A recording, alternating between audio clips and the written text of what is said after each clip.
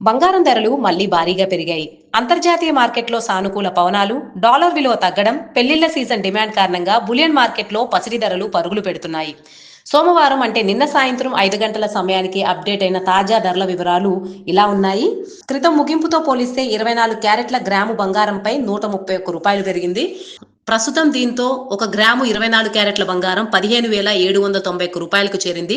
10 గ్రాముల బంగారం ధర రూ. 1,310 పెరిగి రూ. 1,57,910 చేరింది.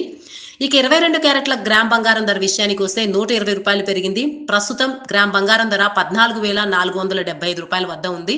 10 గ్రాముల 22 క్యారెట్ల బంగారం ధర 1,44,750 వద్ద ఉంది. క్రితం ముగింపుతో పోలిస్తే ఇది రూ. 1,200 ఎక్కువ.